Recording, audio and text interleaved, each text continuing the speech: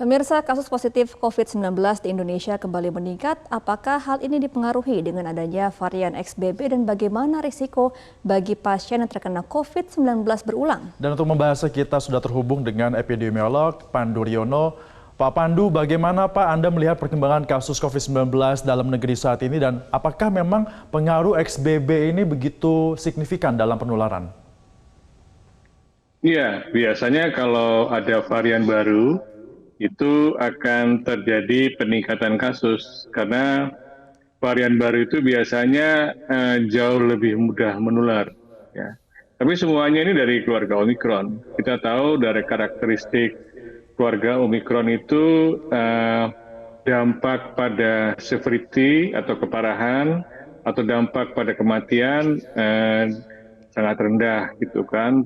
Terutama yang sudah mempunyai imunitas, yaitu mereka yang sudah divaksinasi lengkap atau bahkan lebih bagus lagi kalau sudah di booster. Jadi kita akan menghadapi lonjakan-lonjakan kecil sampai nanti kita masuk ke endemi. Oke, Pak Pandu, Satgas COVID-19 kan juga menyebutkan bahwa angka mobilitas mengalami kenaikan 29%. Yang mana yang lebih signifikan untuk kenaikan kasus? Apakah mobilitas warga atau mungkin varian SBB-nya ini, Pak?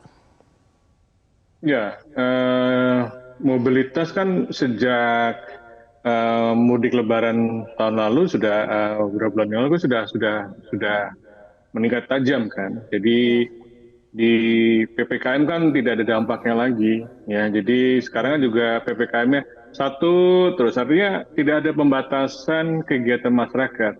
Jadi kalau mobilitas penduduk ya nggak apa-apa. Sekarang memang sudah dianjurkan karena untuk pemulihan ekonomi. Tetapi setiap ada varian baru, karena kita menghadapi pandemi yang virusnya selalu bermutasi ini.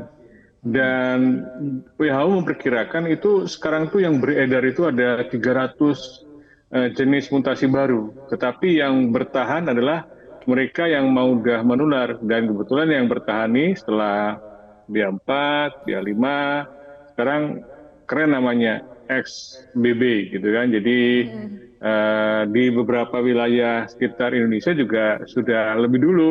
Karena Singapura misalnya itu sudah mulai diketemukan awal September.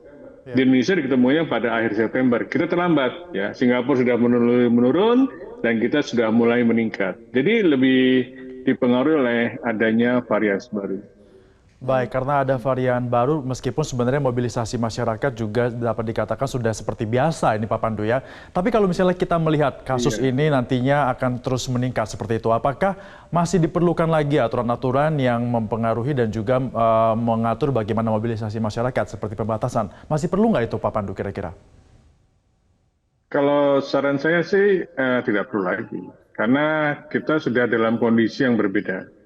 Pembatasan kegiatan masyarakat itu kalau di mana tingkat imunitas penduduk rendah. Kita kan sudah lebih dari 90% penduduk itu sudah imun.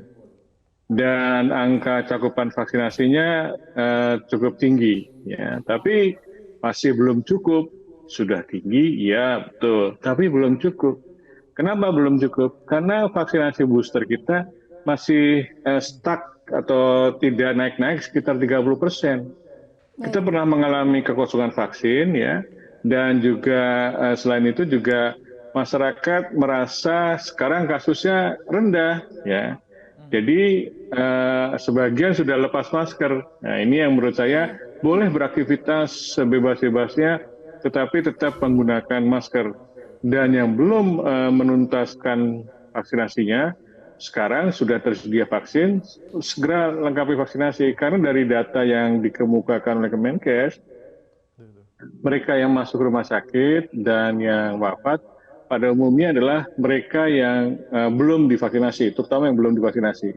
Dan meningkat lagi kalau vaksinasinya tidak lengkap. Nah, jadi pada mereka yang sudah vaksinasinya sudah di booster, itu risikonya rendah sekali, di bawah 1% yang mengalami severity dan kematian. Jadi jangan ragu-ragu lah, kita sekarang berpulang kepada kita masing-masing.